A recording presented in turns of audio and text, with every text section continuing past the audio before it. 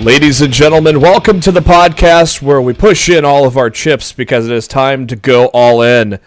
It is Lost in the Midcard. Welcome to our big all-in preview show. We're going to break down the card in all of its glory for the biggest independent pay-per-view of all time that happens this Saturday, September 1st.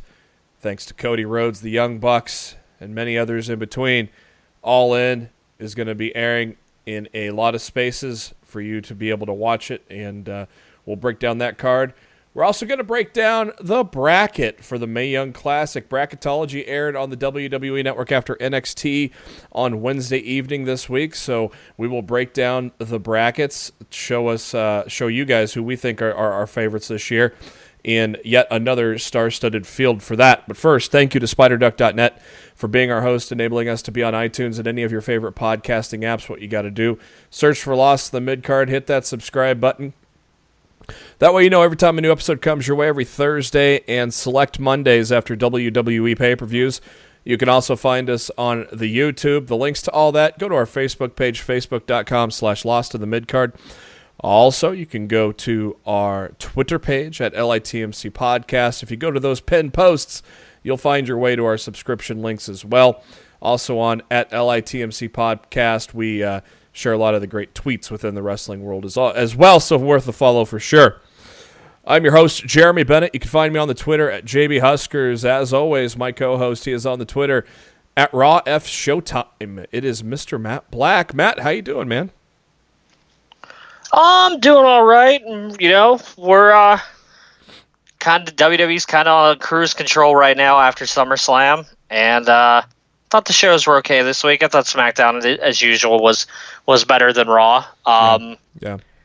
But yeah, we're in that down period, like the final 4 months of the year where not a whole lot of anything happens, and everything's just looking towards Royal Rumble, WrestleMania season. Yeah, but hey, all wins this weekend, so we got that to look forward to. So don't quote us on this just yet, but you may see a secret episode on Sunday, but we have not decided yet. We may do a post show.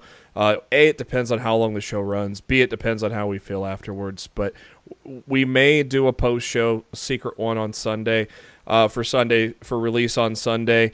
For you to enjoy on your long Labor Day weekend. If not, we will cover it next Thursday on next Thursday's episode. So just a heads up, we may come at you with a special episode there, depending on a lot of factors. So, but definitely excited for All In. Of course, Matt, our excitement went through the roof when we found out it was on Honor Club. We've got Honor Club, so definitely excitement through the roof there. And of course, now that I'm on Being the Elite, I get a little background of everything coming up to it, so I'm enjoying that even more. And my background on Being the Elite may help me pick the winners here, Matt. Who knows? Maybe. But let's first, while it's fresh in our heads, we just got done watching the Bracketology special, a great Bracketology special, just like last year's. Tremendous job. Mauro Ranallo and Beth Phoenix ran down the bracket with Charlie Caruso in the control center. Some special guests of the female performers, as well as Triple H himself at the end of the show. Matt, it was a tremendous 45 minutes to get us excited for the Mae Young Classic, wasn't it? Yeah, I mean, I feel like the bracketologies have always been done well, be it for the Mae Young Classic or the Cruiserweight or the Cruiserweight Classic. I feel like they've always done a really good job of doing these features, and I really do feel like these background pieces that they do for the NXT type ish shows would really benefit the main roster to make people care about some of the characters that kind of are kind of just in a lull period right now. And I don't understand why the main roster doesn't utilize pieces like that more to make you care about the people that they're looking to, reinvigorate or push or whatever. It's always been odd to me. Yeah, but that's Vince's way. It's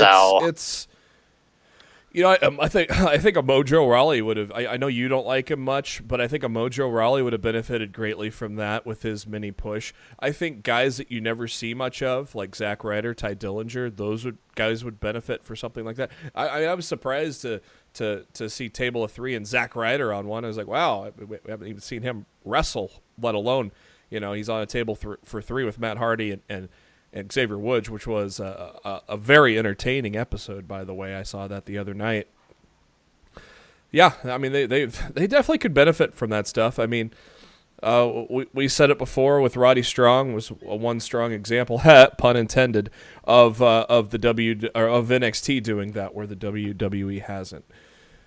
The bracket has been unveiled. 32 women competing. It culminates at WWE Evolution on Sunday. I believe October 28th is the number. Yes, October 28th is the number I was looking for there. WWE Evolution, the winner of the Mae Young Classic will be crowned at that special pay-per-view, which I think Matt will probably guarantee we'll do a post-show for that, won't we? I would be shocked if we didn't. Yeah. Let me put it that way. Yeah, good point. Let's go down the bracket, man. Let's see what we got. First off, we've got ourselves a Japanese legend, Meiko Satomura. I love they showed her some old WCW footage of her wrestling. That was pretty cool. She's taking on Killer Kelly, which is better known to the fans as Kelly Klein. Probably no. That's not Kelly Klein. Is that not Kelly Klein? My bad. Oh, for fuck's sake, dude! I thought it was Kelly Klein. Oh man, there's gonna be so many people that are gonna bury you this week. Good. I thought. Man, no, Kelly Klein's still with Ring of Honor. Yeah, she is. Okay. They don't even look the same. I don't have the faces up. I have the bracket up. Shut up. I got my ladies mixed up. I'll edit that out. You will not. You're gonna leave that in there and let people bury your ass. Fuck it. I don't care. Well, I can't wait to talk to Marcho when this comes out. Yeah, I'm sure he can't wait either. He's gonna have a field day. Or I can just edit it out. If you edit it out, I'm gonna tell him. You could tell him. So you should just leave it. You should just leave it in. I'm gonna pull a Triple H and edit it out. Hey, that needed to be done for the greater good. Yeah, we'll talk about what I'm talking about there. I don't know why I thought Kelly Klein was coming over too. I must be thinking of her mixing up. You must be thinking of Karen Q or Sienna. I mean, Sienna's kind of. Well, if you're thinking Ring of Honor, you're thinking Karen Q. Yeah, I was thinking maybe mix. I was thinking both.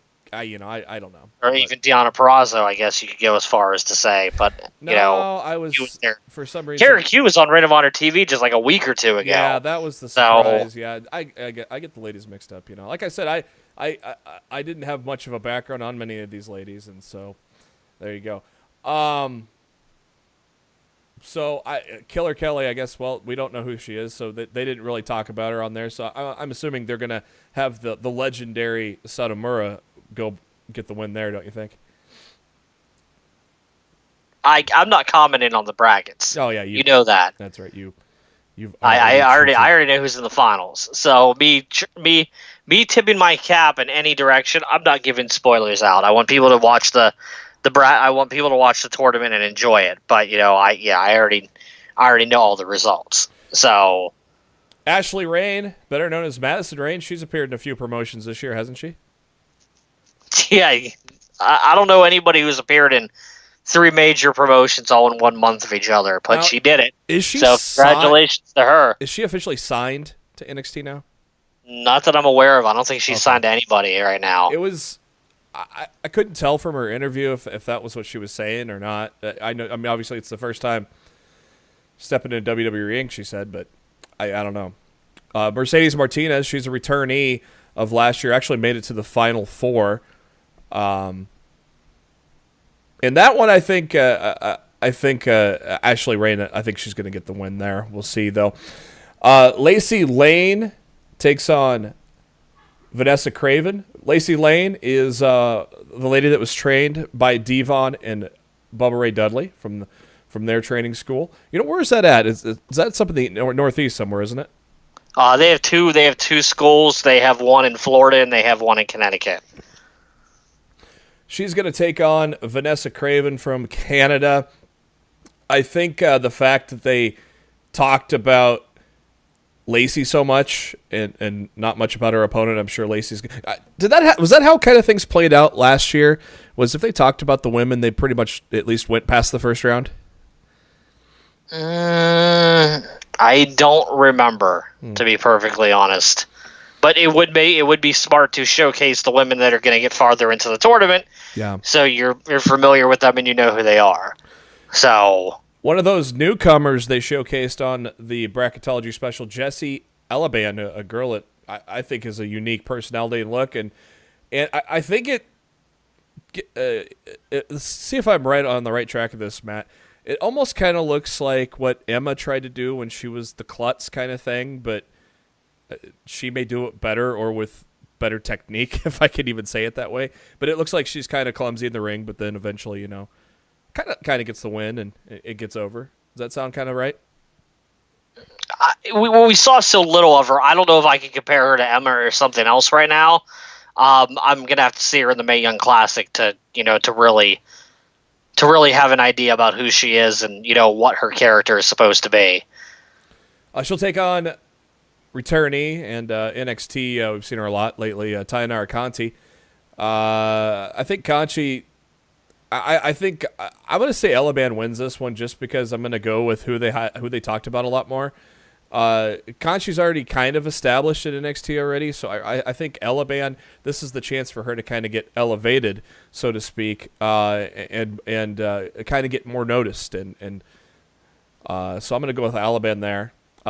One of Matt's favorites, Toni Storm. She made the semifinals last year. Sorry, Jenny, I don't know who you are, but you're getting beat in the first round. I know that much. I will reveal where I see Storm going later on here. Rachel Evers, the son of Paul Ellering. She's going to take on Roro Matsumoto. And that one, I could see going either way. Slightly into Evers. But I kind of thought that way last year too. And she kind of, I don't know, she wasn't really signed with NXT, was she? Which one? Evers? No, as far as I know, she's not signed. And she wasn't after the Mae Young Classic, so she kind of went elsewhere. I think she's just doing a lot of independent work. She hasn't really popped up on any major national product or anything.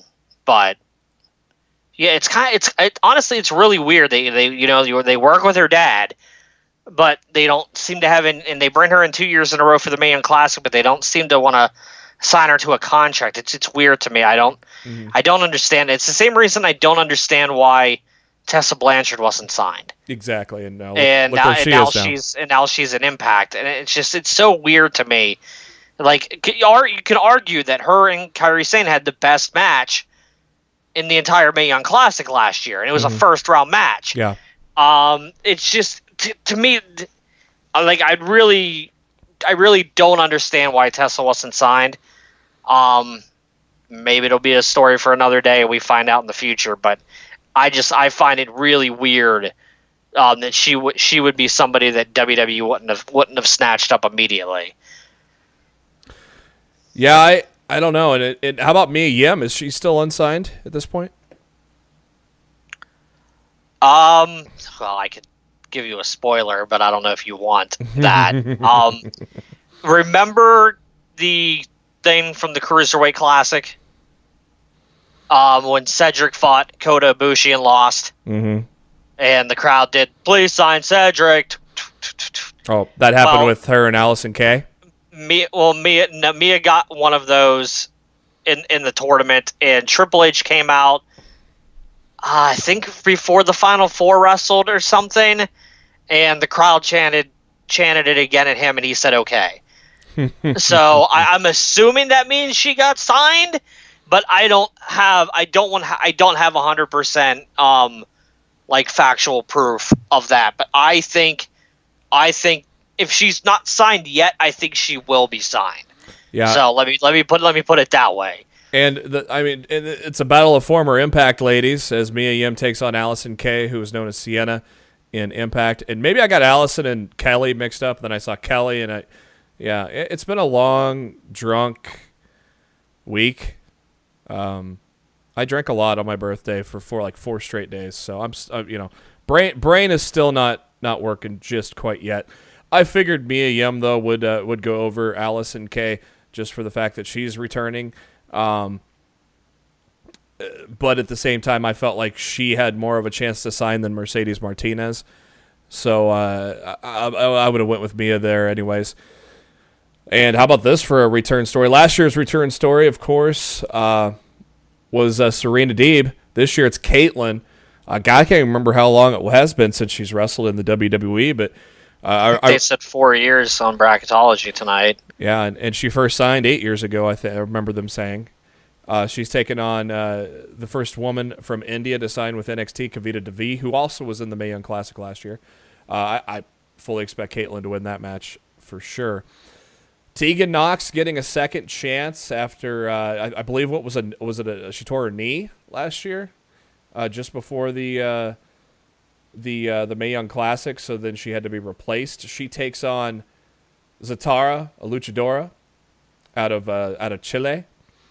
Again, I think the redemption story for Tegan Nox is something that'll be something to follow in the Mae Young Classic. So I think Tegan's gonna make it through into the next round.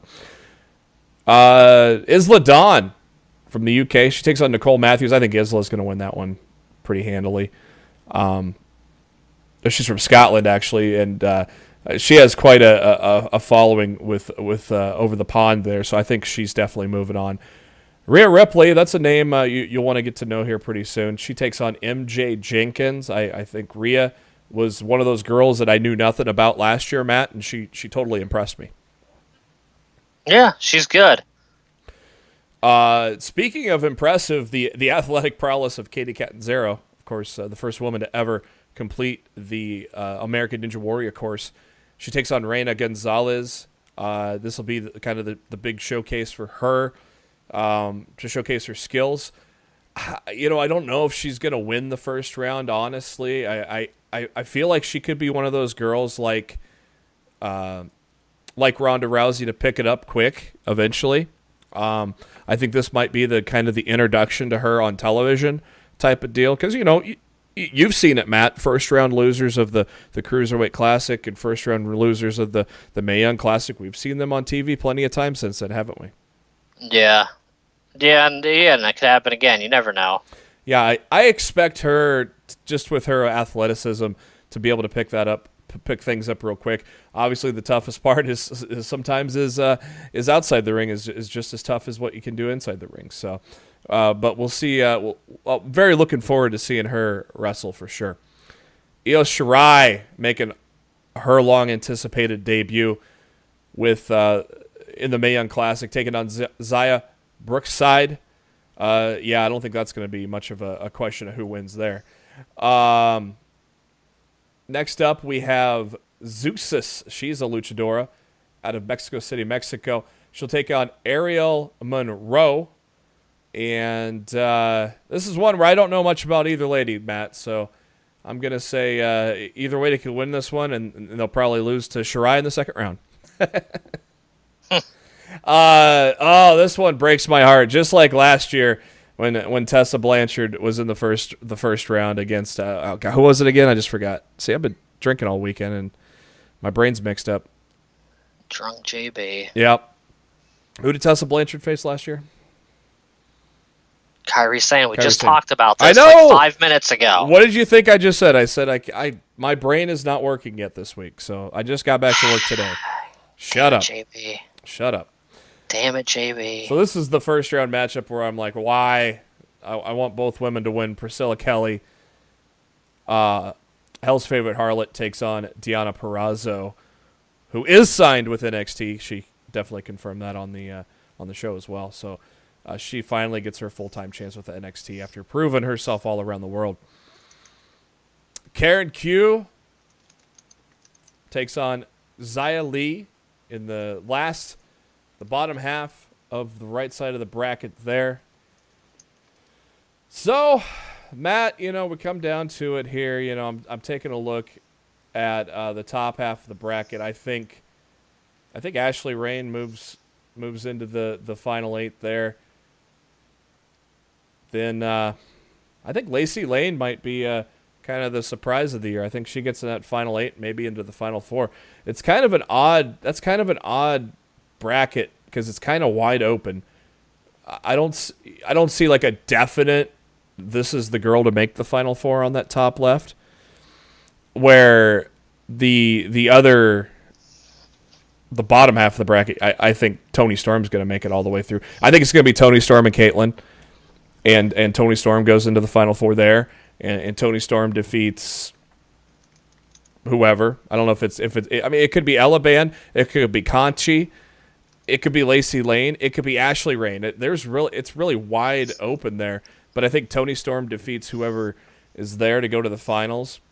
And I think it's gonna be. I mean, I think it's obviously for me. It's obviously a setup for Toni Storm to take on Shirai in the finals, and I think Storm's gonna win the Mae Young Classic. I know you're gonna be happy to hear that. My prediction is Storm in the Mae Young Classic, but you already know who's in the finals. So if she's already out, then I guess that's just a whatever. But what first round matches are you looking forward to the most? Or just what women are you looking forward to the most?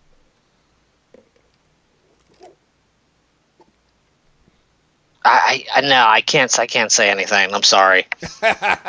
You're afraid you're going to tip your hat, huh? Unfortunately, yes. And when I go into one of my rambling things, I end up saying things I shouldn't say, and I'm going to plead the fifth on this one. And just say that I'm very happy with the finals of the Mae Young Classic, and I look forward to seeing it at Evolution on October. Well, on that right side of the bracket, I think Tegan Knox is going to move on and defeat Isla Dawn. She'll go into the Elite 8.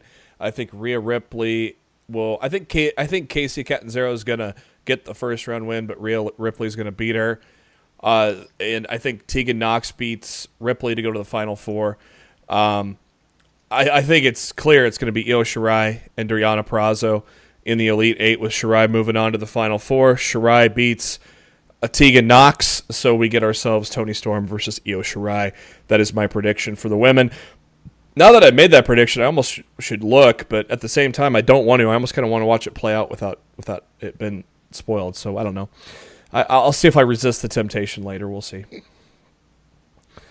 Matt, it's the go-home episode of Being the Elite, isn't it? Dude, it's all about All In Saturday, man. I can't remember the last time I've been looking forward to a show this much. And this is Saturday's gonna be epic, and I can't wait to watch this stuff Saturday night. And this is a tremendous episode of Being in the Elite, a kind of a supersized episode, 25 minutes long. It starts off with the camera going through a toy store, comic store, and out to the back, and there's old Marty Scurll.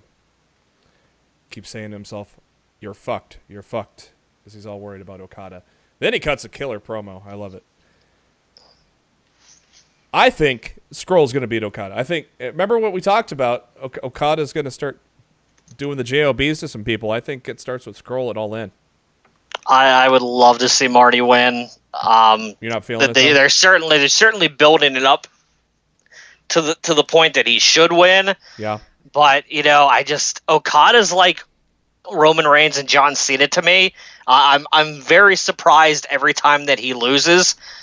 Vince ain't booking it though. Yeah, but this is also going to air on New Japan World on demand. Yeah. After this is over, so I feel like New Japan has some say in what their talents are going to do, win or lose here. So I really want Marty to win, but I think Okada's going to win. I want to be wrong. I really want Marty to win, but we'll see how it goes. What did you think about the face-to-face between Amel and Christopher Daniels? That match is going to be better than anybody expects it to be. I guarantee you that. We know Mel's good in the ring. I love the little the little promo, the little face to face, and it looked like a wrestling ring set up in a warehouse or a garage or something. But I liked it. I like the interaction between Amell and Daniels. It worked.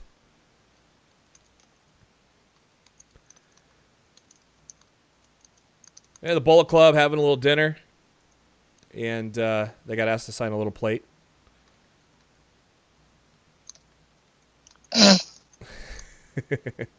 And Hangman and Nick and Cody and Scroll are back checking out the all-in trading cards, and how nice of Nick to trade Cody's wife to him.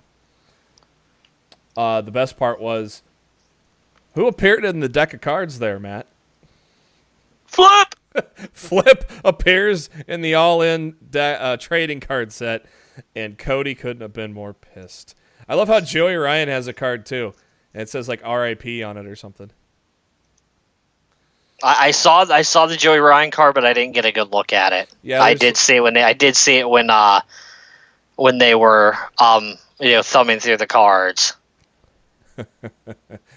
Yeah, and later on we'll learn what our suspicions were probably correct with Flip and All In.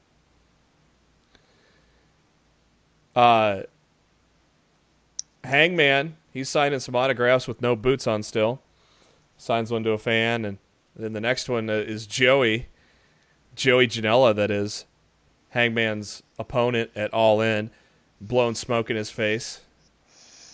Well, at least he paid for the ticket, right? I don't know. Adam Page is making sure someone got the ticket. Rey Mysterio cutting a little promo and sets the phone down, and him and another guy that looks a lot like Theo Rossi from Sons of Anarchy played Juice on Sons of Anarchy. I swear that's got to be him. Kind of trash talking the Young Bucks. As you know, they think, I had no clue who this one guy was, and I've never seen Sons of Anarchy, so man. I have no idea. You should. It's a great show. It looks a lot like Theo Rossi. So they're sitting there trash talking the Young Bucks while they think the camera's turned off, right, Matt? I'm assuming that was done to see if they can get Ray to be a heel. Yeah. To get like a heel reaction from the Chicago crowd. No way. That's the only thing that's the only thing that makes sense for the reason that they did that to begin with. So, hey Matt, do you have something to say about the city of Philadelphia? Nah, I'm good with it. Okay. It's no Pittsburgh, but Scorpio Sky and Frankie, they run the famous steps that Rocky ran, and poor Daniels, he's trying. Can we just call an Uber? Scorpio Sky, he pulled a Miz, making it sound like he was gonna talk some love about Philadelphia, but no, this is the worst town he's ever been in. So if you were from Philly and were kind of getting excited that Scorpio was not gonna call your town the worst, well, tough luck. Jay Lethal thought he had his problems cured, Matt, but I think they're getting worse. I thought that was great. I think Black Machismo is defending the Ring of Honor World Title on Saturday. That was so great when he looked down at his bag full of his gear, and it was all Mega Power stuff. He looks back down, and it's his regular gear. Oh, that was brilliant. I loved it. Oh. Well, he's seen 17 doctors, right? All right, Matt, you got to educate me once again. The Luchador, Green Mask, it's Chico, right? Yes, Chico. Chico wants his family to be a part of All In. So, clearly, this is Flip's key to getting to the door, right? I would think so, but Cody said on the Reddit AMA this week that some things aren't a storyline, and he doesn't want people to go in disappointed. He said Flip's not on the show, so I don't know. We'll see. What's your percent? Who knows? What percent chance would you give Flip being on the show? I'm gonna say 75 right now. I would go around 75 to 80. Yeah. We cut back to Jay Lethal washing his face, trying to clear the cobwebs, when all of a sudden in the mirror is Black Machismo. I think you're right, Matt. I think you're right. I think we're getting Black Machismo at All In. I really think we are too. Young Bucks and Marty are shopping at Hot Topic and looking at the Golden Elite shirt, which I just purchased, by the way. Thank you very much, Hot Topic and Young Bucks merch. Hangman was in there as well. They're doing a signing. Scroll and Page and the Bucks. And look at that. Somebody brought Page some cowboy boots. It took a while, but somebody finally brought Page some cowboy boots. How nice, huh? How do you know his foot size? How do you know they didn't talk? Oh, man. And the show closes with Cody cutting an awesome promo at Ring of Honor, hyping up All In.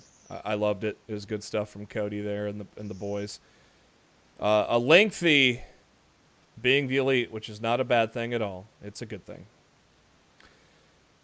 All In. We'll run down our predictions here at the end of the show.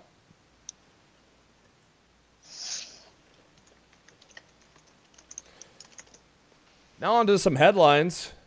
Congratulations goes out to Kenny Omega, as he is listed as number 1 in Pro Wrestling Illustrated's 500 this year. You deserve it. You deserve it. You get zero argument out of me here. Okada was last year's champion of the 500. Roman Reigns the year before that. Seth Rollins the year before that. So very cool to see Kenny Omega be heralded as one of those guys to top the list. Top 10 goes as follows. Kenny Omega. Number 2, AJ Styles. Again, no surprise there. 3, Kazuchika Okada. 4, Brock Lesnar. I don't know if I agree with that.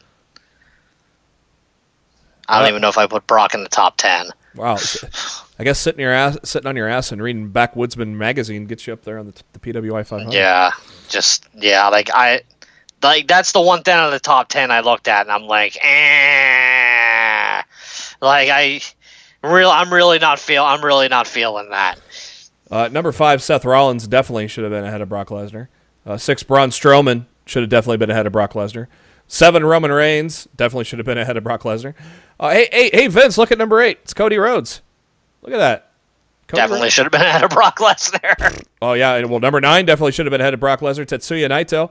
Yep. And number 10, should have been ahead of Brock Lesnar. The Miz. That's his second straight year in the top 10, ain't it? Yeah, so I don't know who number 11 was, but I'm pretty sure he should have filled out the top 10 over Brock Lesnar. I got the whole list coming up, I think.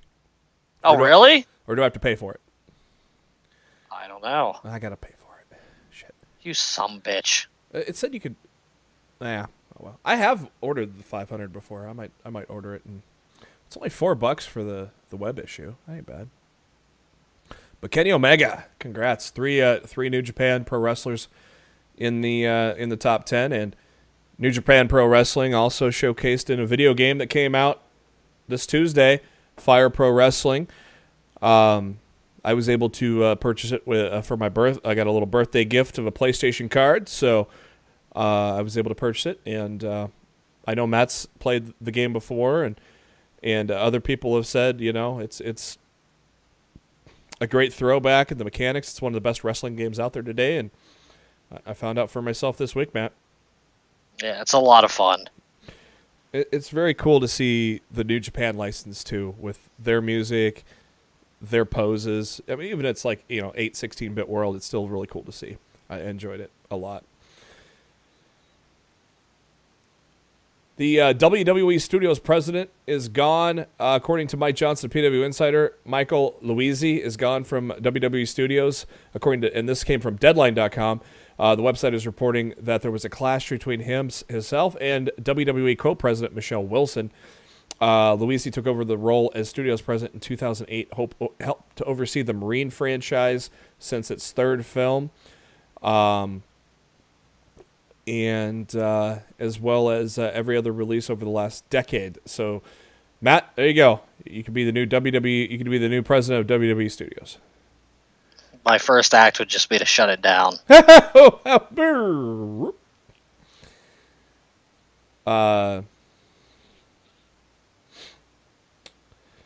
Jushin Thunder Liger. He's gonna be in the United States of America. November 10th and 11th, he's going to be doing signings at the Anaheim Convention Center for Chara Expo USA 2018. So if you want to meet the legend and you're out in the California area, there you go. Chance to meet him in the middle of November.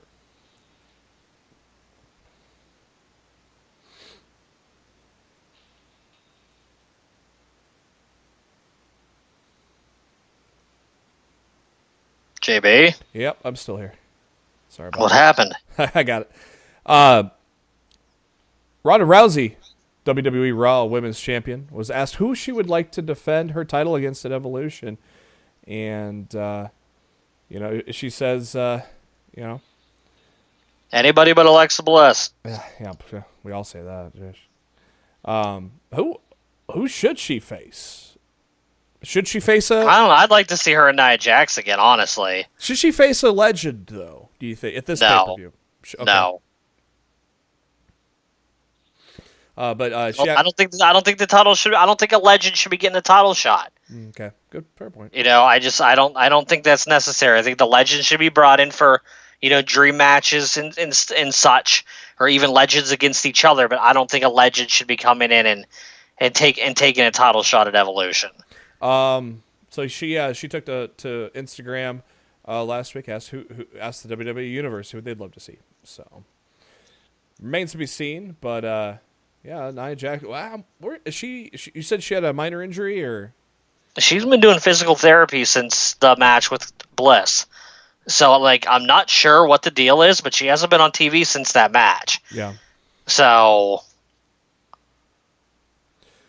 The vintage section of the WWE Network is going to contain more episodes from the old WWF All-Star Wrestling Series from the 70s and early 80s. And so they're working on that into the Vault section here shortly.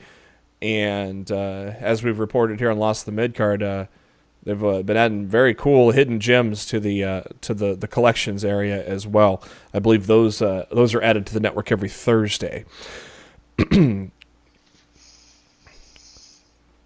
WWE superstars Zack Ryder and Kirk Hawkins have started their own podcast called the Major Wrestling Figure Podcast with Brian and Matt, as they talk about action figure collecting.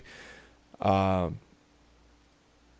if you're into that kind of thing and a fan of those guys, the former Edgeheads, definitely search for that once that gets going. I think that's cool as hell, honestly. Yeah, it's something different. Every pro wrestlers podcast is kind of like the same thing at this point. Yeah. And there's a lot of podcasts like ours out there too. I mean, it's a very oversaturated market. But it's nice to see wrestlers coming in and doing a podcast that you wouldn't expect.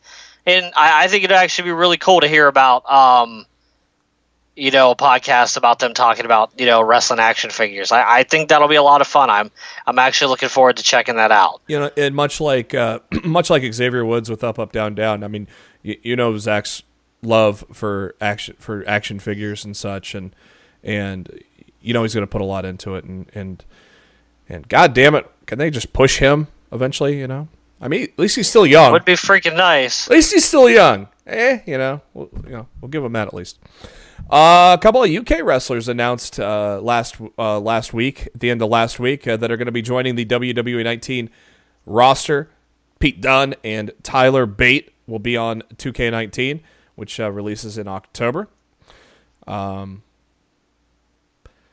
Anything's changed in your mind yet, Matt, on excitement level? Or? Well, they just put out a tweet while we were here on the air saying, big news concerning the WWE 2K19 roster reveal is coming in the next 24 hours. Keep your eyes peeled. Yeah.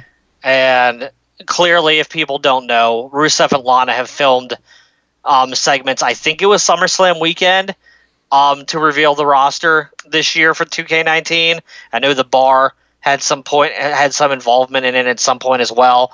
So I'm thinking the announcement we're going to get within the next 24 hours is going to be the announcement that Rusev and Lana are hosting it, and I'm assuming at this point, so late in the week, I don't foresee the roster reveal beginning until next week now, which is I feel like the latest we've ever gotten it. In the games at that point, the game will be literally like a month away. And you know what? I've caught some flack for this, and a lot of people have agreed with me. And I'll just say it again here. I feel like 2K is trying to hide something this year. VC up the ass, or no? I don't. I actually don't think we're going to see VC until next year. It actually made its way in the golf club game. Yeah, it's inevitable. VC is coming to WWE 2K. Whether it be this year or next year or 3 years down the line, it's coming. Just get ready for it, and there's nothing we can do about it. It's going to be in the games because it's 2K, and 2K loves to nickel and dime their consumer for every penny they're worth. But I feel 2K is hiding something in terms of the roster. I feel we've got to be missing like 2 or 3 key people, be it from the main roster or NXT or a legend that used to be in and is gone now, or something that's going to piss people off. Because normally the roster reveal at this point should be wrapping up by now, and we should already know the entire roster. And we should just be waiting on finding out what the DLC is like a week or 2 before launch. And like we haven't even found out, like we haven't even had like a real legit first batch of a roster reveal yet. So I truly feel like 2K is hiding something this year. I know they're saying biggest roster ever, but they've said that for like 3 years in a row. So I'm sure it will be the biggest roster ever, but I can't help but feel like we're gonna, when this roster is finalized and it's all out in the open for everybody to see, I feel like we're gonna be missing a few people that people are gonna be really upset about. I'm hoping that I'm wrong, and just their marketing is so ridiculous and out of whack this year that it's just 2K being 2K.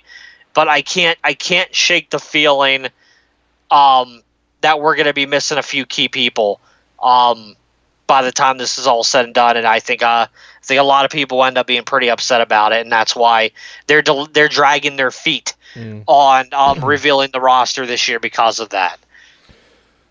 And at the same time, in the past, the roster has been the last thing they've had to worry about. It's making the game interesting. Yeah, I mean that's a big problem. They have a lot of problem with replay value, and this has happened for 2K since they've gotten the game. The last WWE game with true replay value was 2K14, and I hate to break it to you, 2K, but you didn't really have anything to do with that game other than publishing it. Yeah, that was a THQ title through and through. Yeah. And everything 2K has done since has left much to be desired.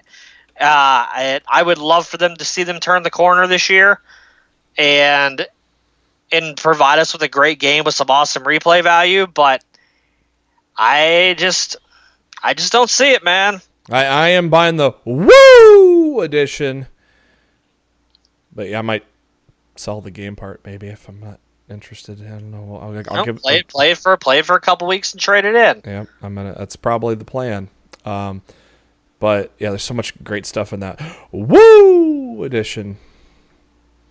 Congrats to Up, Down, Down, Austin Creed, Xavier Woods, 1.6 million subscribers, the most subscribed celebrity video game channel in the Guinness Book of World Records. So congrats to Xavier Woods there. And as I had mentioned earlier in the show, if the latest episode of Table for Three, you could hear some insight into that, into Up, Down, Down, into the Broken Universe, and into even Matt Hardy version 1, and of course Zack Ryder's Z True Long Island Story, which was basically ahead of its time, kind of, for Zack Ryder, and he what he did with it was tremendously entertaining. I would go as far to say, without Z True Long Island Story, we would not have Be in the Elite right now. It's a good point.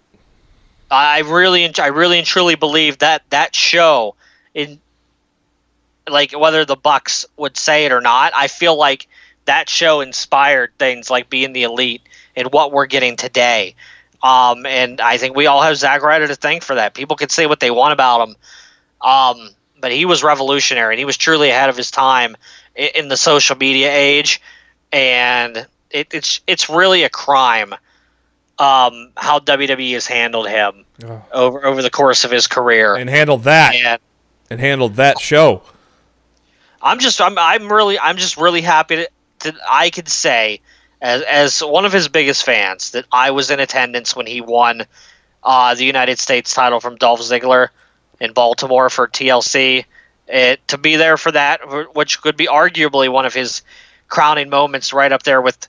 Also, I was also in attendance when he won the Intercontinental title WrestleMania for 24 hours. Yeah, we were both there. So I was in attendance for both of his two biggest moments of his career, and I would really like them to be like, you know what, we really haven't done any justice with you lately. We're gonna give you a shot and put you back. Like, I don't expect Zack Ryder WWE Universal Champion, but you can't fucking tell me that dude couldn't have a substantial run as an Intercontinental or tag team champion. You could easily put him and Hawkins together as soon as Hawkins gets his losing streak over. Yeah, I was going to say Hawkins needs to get the losing streak fixed before you're pairing him up with Ryder. Once that's done, you pair him back up with Ryder, and they could easily contend because that's a weak division. Maybe Ryder helps him break the losing streak. That's a good idea. Maybe like Ryder becomes like his manager or something, and helps Kurt Hawkins break the streak, and then they decide, hey, we make a great team like we always have. Let's jump into the tag team division again. It's amazing how our 2 hours of talk every week gets a lot more creative done than creatives, whatever they do. And that's not even 2 hours of creative talk. That's just a mic. That's just a small part of our show. It's not even the whole 2 hours, and yet we'd get more creative done that would benefit the WWE than what they do. So. You're not wrong, pal. Interesting main event in NXT Live in Largo, Florida on Saturday evening. Maybe a sign of those things to come. Main event featured Jessamine Duke, Marina Shafir, and Shayna Baszler. 6-women tag match. They took on Deonna Purrazzo, Io Shirai, and Kairi Sane. So, we might be reuniting 3/4 of the MMA's 4 horsewomen, huh? Maybe. We shall see. Former WWE Senior Vice President of Event Operations Ed Cohen passed away on Saturday, August 25th. He was praised as a massive touring brand and live event force for the company. He was responsible for securing all the early WrestleMania venues in the late 80s and the early 90s. Before markets began to bid for rights to bring the WWE to their areas. It's amazing how things have changed today, but he did a lot of great work to help make the WWF brand kind of kick out of the territorial thing and become a global dominant force, basically. So Ed Cohen was with the company for more than 20 years before his health had started to decline and led to his exit. The passing was first announced by WWE Hall of Famer Gene Okerlund, who said, "Sad to report that longtime WWE executive Ed Cohen died yesterday." Ed was basically in charge of securing venues for WWE house shows and later television tapings in early years. Cohen especially was close with working with Vince and Linda because income from house shows was the main revenue stream for that company in its young infancy. Ed remained with the company for many years, but his failing health became an issue later, and he was less involved. Rest in peace, Ed Cohen. Now, number of people reporting started with ProWrestlingSheet.com that Neville is officially gone from the WWE. And so he is no longer under contract. And coincidentally enough, Cody Rhodes tweeted last week, "I miss Neville." And Matt believes we're going to see Neville at All In. I really do. Or Pac, I mean. We're going to see Pac. Yeah, Pac. Yes, clearly he will be Pac. He can't be Neville. No. So, over budget battle royal, is that a good spot for him, you think? If he wins. If not, I just have him appear on the show and do something. True. Maybe an unannounced match or something. Yeah, that's what maybe they throw him in there with Flip. Ooh, that would be so good. I'd love to, like, when I saw Flip mention, like, so Pac's free, and I'm like, and I retweeted him, like, I need to see you against Pac, like, as soon as possible. Oh, I didn't see that. I didn't see Flip tweet that. Yeah, so, like, I would love to, if they put that on the show, that would be incredible. I would be all over that. There's rumors going around right now, and I'm not sure how much I believe them, that the reason WWE let him out of his contract is because Triple H is talking with Neville about taking a part-time deal with the NXT UK brand, which would allow him to work other independents at the same time, like Trent Seven and Dunn and all them do now. ICW. Yeah. So I'm not really sure if that's factual or not. Nobody I've been able to speak with has been able to verify one way or another. But I can't imagine WWE let somebody go just to re-sign him to a part-time deal. No. I mean, they let him sit for how long? I guess months. Yeah. So, who knows? My pipe dream out of the whole situation was he would eventually change his mind and say, "Hey, let's go back to NXT. I trust you. I trust you. So I'll be in the NXT, and then, we'll see where things go a couple years from now. If Vince is still there and in control, well, maybe we'll go our separate ways. That was kind of always my hope for the ending story with Neville. Do I think it's the last we see of Neville in the WWE? No. I honestly think he'll be back someday. It's going to be the day when Triple H is in charge, but either way, hey, we win if he's at All In, right? Hey, that's a slogan. Just put that on. Oh my! Put that on underdog. Put that on a T-shirt. WWE has announced that in 2019 SummerSlam will be heading north to Toronto, Ontario, Canada. And that was announced here just on Monday. Matt, what are your thoughts? We've had L.A. for a long time, then Brooklyn for about 4 years. And what do you think of Toronto now, giving it a run? I mean, they had a great crowd this week, at least. Yeah, I don't see anything wrong with it. I feel like SummerSlam has become stagnant. They were in LA for so many years, and they were Brooklyn for so many years. I feel like SummerSlam WWE considers it to be like their second biggest show of the year. To me, it just makes sense for it not to be in the same city every year. Let other people, experience SummerSlam. People that don't get to travel and whatnot. And NXT. Now, I think Toronto's a great location. And I'm really happy for them to have that. Yeah, and the crowd for TakeOver is going to be nuts. They were great. Oh yeah, for sure. It's going to be extra nuts because they'll get the witness a TakeOver up there. But they were great crowds on Raw and SmackDown this week too. So Canada's always been good. According to Mike Johnson, he has a little spoiler for some people. He says, of course, it was announced if you watched Monday Night Raw. This week that the Heartbreak Kid Shawn Michaels is going to return and to talk about the Undertaker Triple H match.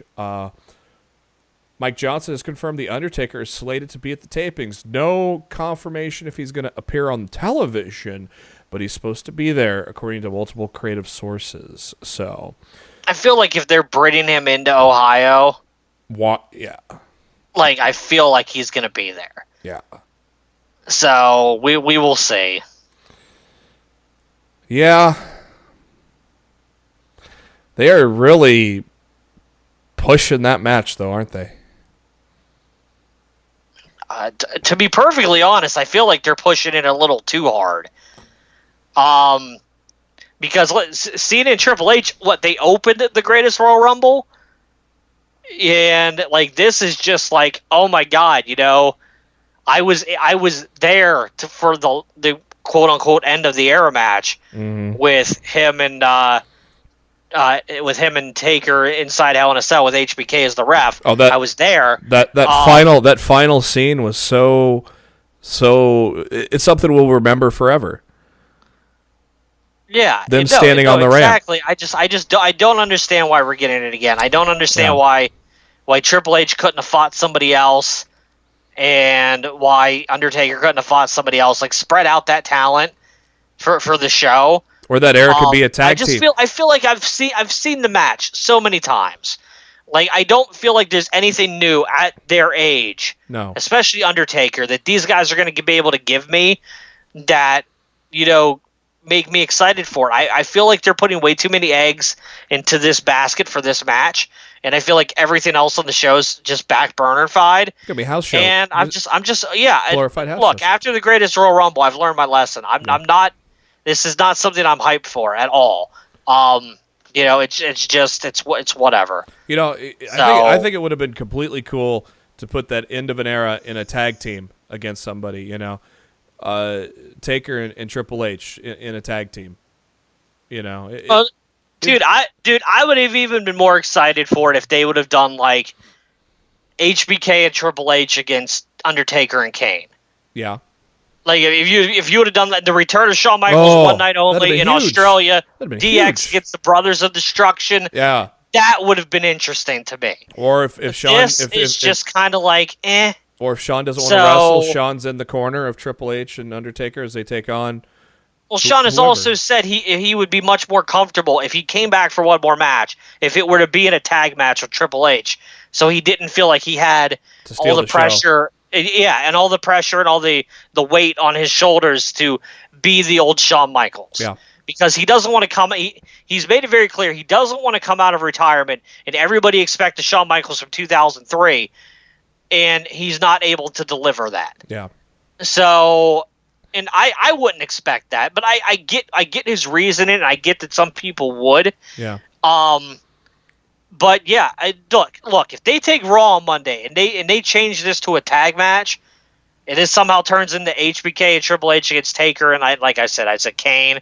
Like, I don't know about his foot injury, but if it's okay enough to come out and do like a couple minute thing with Taker and them, I think that would be really cool. Yeah. Yeah. So I don't know. But to me, that would be a lot more interesting than just Triple H versus The Undertaker again. Well, remember Triple H's promo last week when he said he didn't want it for the same reasons why we are just talking about right now. They should have, the end of an era was the lasting image that we should have seen. So maybe you talked into a situation where maybe it morphs into that. You never know. Because I was making fun of it all along. Last time ever, just like once in a lifetime with Rock and Cena. Yeah, we got that a year later again. So I think it's dumb putting all your eggs in one basket. You don't need to go back to something that had a great ending anyways. So maybe it does morph into the return of Shawn Michaels, because we all know he's in tremendous shape. If they're gonna do it, they have to do it this Monday. Oh yeah, exactly. With Shawn there. Yeah. And if Raw comes and goes and there's no announcement that this match is going to be altered, then nothing's going to happen. No. But to me personally, I just feel like the entire card would be much more interesting to me at that point if that's how it was going. Yeah, the fucking return of Shawn to the ring. God, yeah, it'd be amazing. Yeah, one time only. Shawn Michaels is getting back in the ring with his best friend Triple H against the Brothers of Destruction. To me, you can't write a better story. No. And I don't know if this place in Australia is sold out yet. It's like an 80,000 seat venue. You might need Shawn Michaels to come out of retirement to sell this place out. That might boost some sales. Shit. Natalya took to Twitter after Monday Night Raw this week, and for those that did not see it, she emulated her father with a drop kick, just like the old Anvil did, and she posted on Instagram. Right about now, I'd be texting my dad about my night and how it all went, especially after I wrestled. I know he was there watching me tonight on Raw. I did that drop kick just for him. I hope it made him proud. So very cool post from Natalya in the aftermath of Monday Night Raw. This is funny, Matt. Going to the ratings for this week. For the second straight week, I cannot find Impact ratings. Are they so low that they're not even registering with pro wrestling? Can't even spit it out, man. I don't know. I haven't looked for them. I'm sure they're not great. But Raw slipped about $100,000 down to $2.878 million last week. The dreaded third hour was back with only $2.63 million in the final hour. First hour was the peak. Second hour, not much of a drop off, then a big drop off. SmackDown didn't see as bad of a fate. Still a strong $2.35 million. Well, that's because SmackDown's the better overall show. So kind of happy that the numbers are showing that. Like I said, Tuesday's just a bad night for TV. Yeah. I really and truly, I know everybody's like Friday's the death slot or whatever, but I feel long term they're gonna thrive on Friday nights. Well, in terms of viewership and attendance, I think both things are gonna go through really well in about a year and 1 month from now. In about 10 days, Monday's gonna be the death slot. Well, it always is. This November, the WWE is going to head to Germany in search of some new superstars. They're going to hold their first ever tryout in Germany in November. A 4-day tryout, going to give up to 40 athletes from Germany and mainland Europe a chance to showcase their abilities with the goal of being selected to head to the Performance Center in Orlando, Florida. So I know one particular German that was in the Mae Young Classic last year that was pretty impressive in Jazzy Galbert. I'd like to see her get a shot with the WWE down the road. And I think they were going to sign her last year, but she had commitments. Some kind of injury she had to have surgery for and taken care of. Oh, so I was going to say a championship match has been added to Super Showdown in Australia, but 2 championship matches have just been added as breaking news. There's going to be a Cruiserweight championship match with Cedric Alexander defending. He'll be defending it against Buddy Murphy at the Super Showdown. Also announced was the WWE Championship. AJ Styles and Samoa Joe have been officially announced for the Super Showdown event in Melbourne, Australia. I can't wait to get the exact same finish we got at the Greatest Royal Rumble with him and Nakamura. What I think is Joe's going to win at Hell in a Cell, and then it's a house show, so he's title doesn't change at house shows hardly at all. So I'm so pissed off that match isn't in Hell in a Cell. By the way, no, but I am happy that Orton and Jeff is. Honestly, I'm terrified that is. I know. I think Jeff Hart. Dude, I'm worried that Jeff Hardy might not walk out of that match. He's legit. He's gonna do something stupid. I know. We all know that. That's what I'm worried about. We all know that. The dude hasn't looked like he's been. The dude doesn't look like the past month or two that he's not walking without being in pain. Yeah. And he's going to do something crazy insane in that Hell in a Cell, and I'm legitimately terrified for that guy right now. To be honest, he's looked like he's walked with pain for the past 10 years. So I don't know if he's either a good worker I wouldn't go that far. Yeah. I feel like it's only been the last couple months. So in addition to those title matches, Bryan versus The Miz, the winner gets a future WWE Championship opportunity. So I guess there is a little bit of intrigue in that Super Showdown. Undertaker Triple H for the last time ever, maybe. The Shield takes on Braun Strowman, Dolph Ziggler, Drew McIntyre. Ronda Rousey teams with the Bellas to take on the Riot Squad. Also scheduled to appear, Charlotte Flair, Shane McMahon, Shawn Michaels, Randy Orton, Alexa Bliss, Nia Jax, Sasha Banks, Big Show, Bray Wyatt, and the Iconics. Glad that the Iconics are going to have a piece of that show because I can't wait to hear that Australian pop for them. That's going to be fun.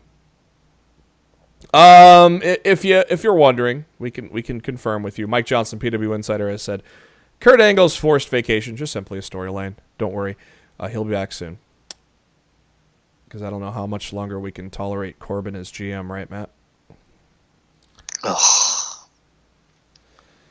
WWE, as we talked about the Greatest Royal Rumble, they are returning back to the Kingdom of Saudi Arabia on Friday, November 2nd. So, second event as part of their multi-year deal.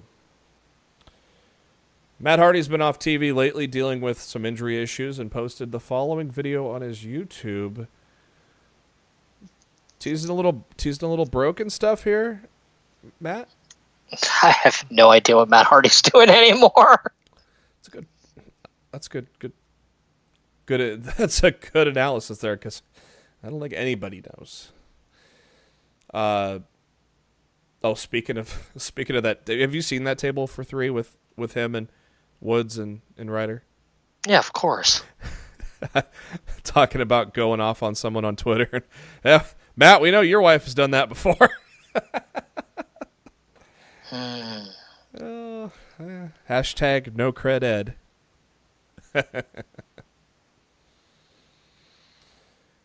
NXT this week, and it's our first week of the new set of tapings here after TakeOver.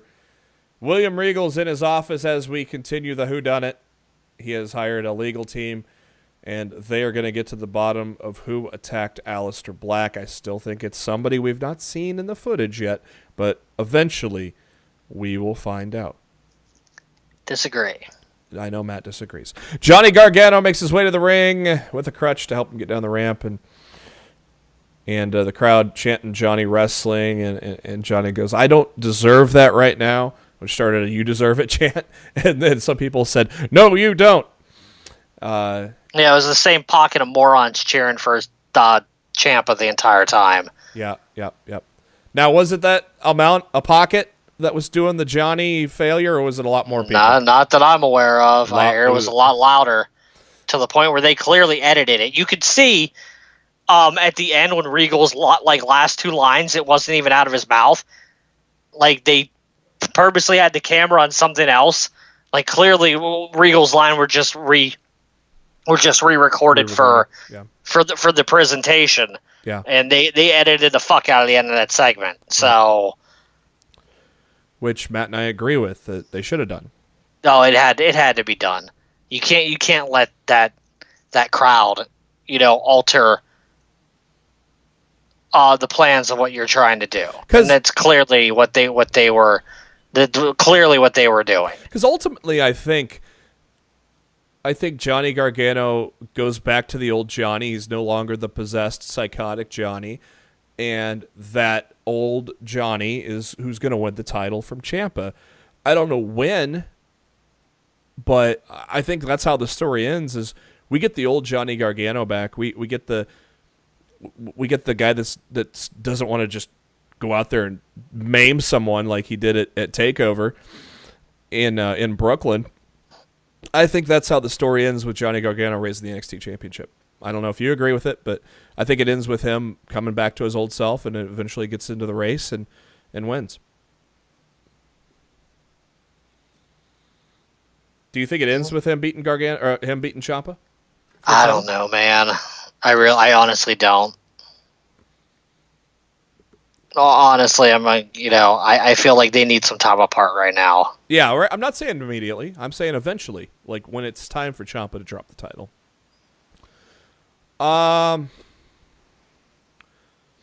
Johnny says that he's become something he's not proud of. He's become Tommaso Ciampa. In his head, he can't get him out.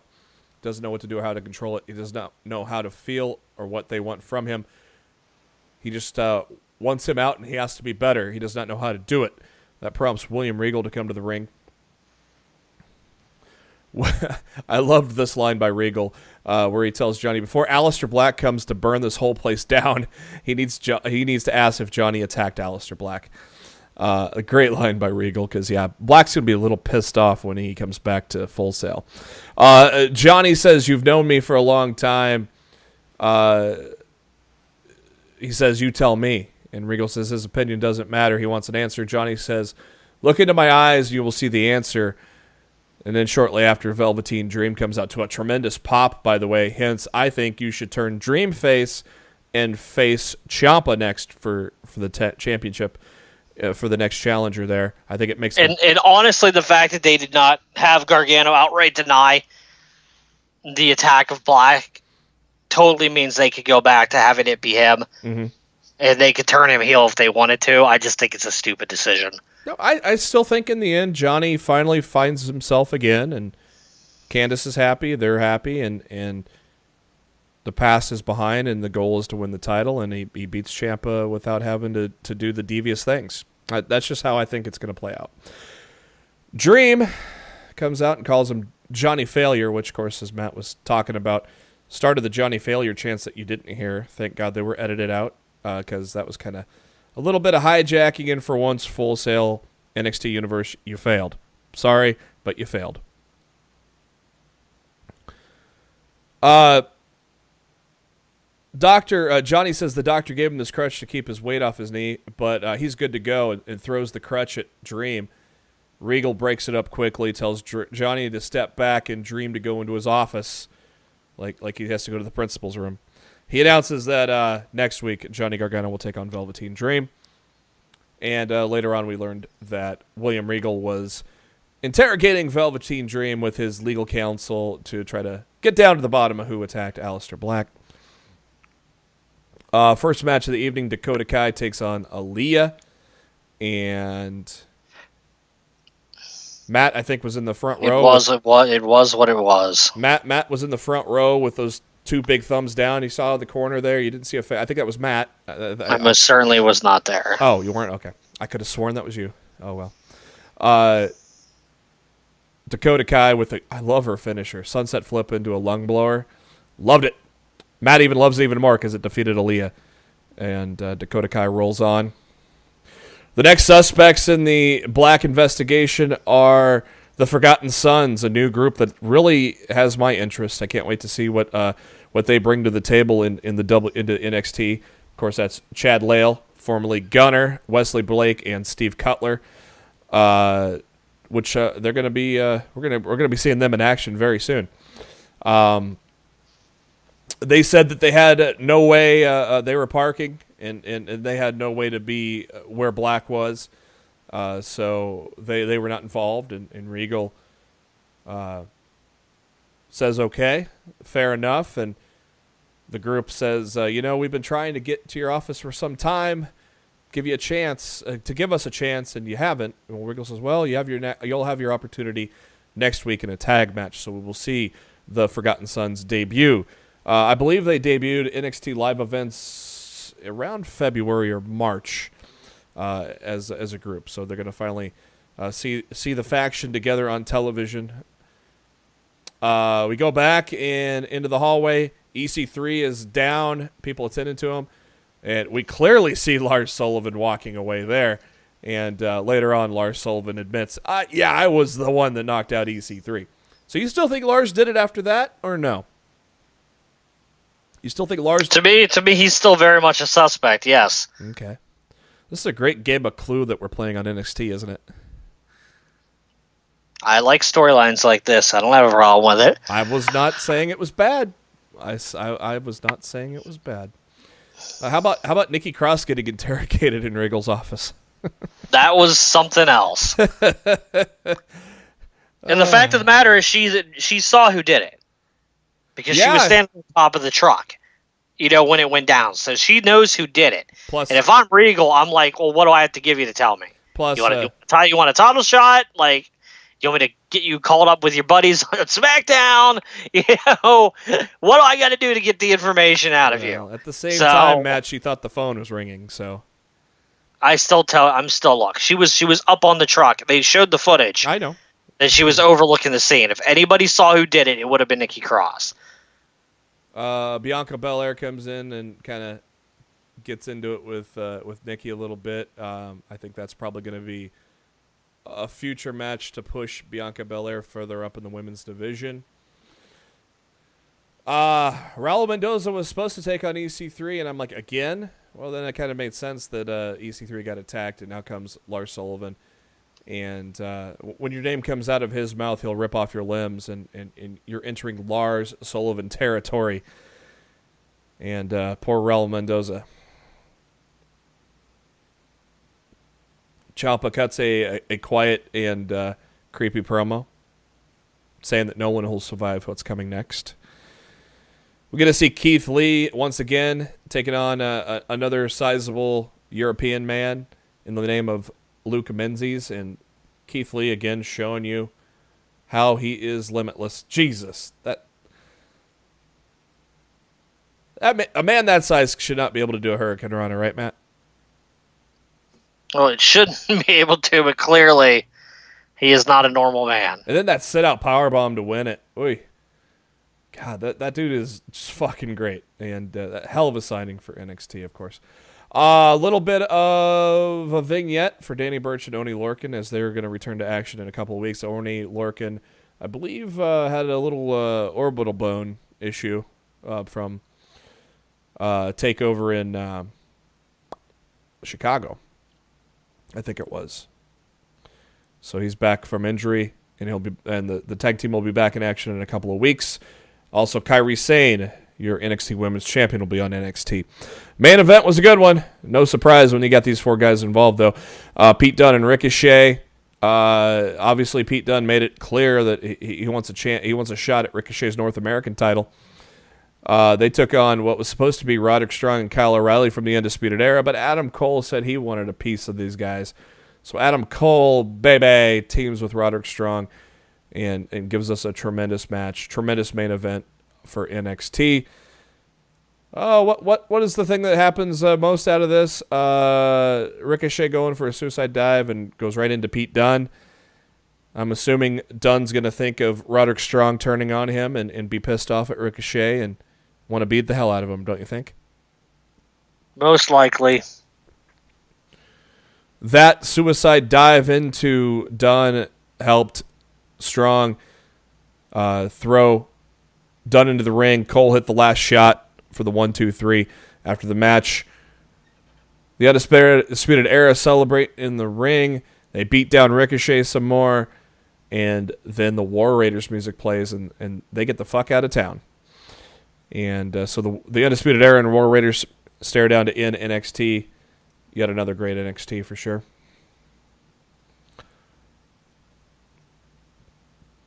Monday Night Raw from Toronto, Canada. We kick it off with Roman Reigns because, why not? He comes down and talks about taking out Strowman with the Shield, which, of course, prompts Strowman to come out and says that he's not cashing in tonight. If he did, Roman's boys would save him again. But he has made the promise that he's going to see him in a place where they've never been before and where his boys can't save him. Hell in a Cell. And Strowman officially cashes in his Money in the Bank briefcase for the pay-per-view in 3 weeks. Afterwards, Ziggler and McIntyre show up and said, well, hey, looking at you two guys. You guys look like a good time to take advantage of you guys, and let's challenge you to a fight. And so that turns into the main event of Monday Night Raw this week. Drew McIntyre, Dolph Ziggler are going to take on Braun Strowman and Roman Reigns. Matt, what did you think of this opening segment? Meh. Meh. Meh. Meh. What do you think of Strowman and Reigns inside Hell in a Cell? Roman wins, LOL. So, briefcase loser 2 years in a row, huh? Look, I'd like to be wrong, but I don't think I am. That's really going to shoot that percentage down. Michael Cole's going to have to brag about something else with the Money in the Bank winner, huh? Oh, it'll probably still be in the 80s or something, or high 70s. So they had an easy way. They had an easy way to let Braun win the briefcase on Monday. Let Braun cash it on Monday, and they could have let Roman win it back in Hell in a Cell, and they dropped the ball. So it's just typical WWE creative being Vincified and not really thinking things through.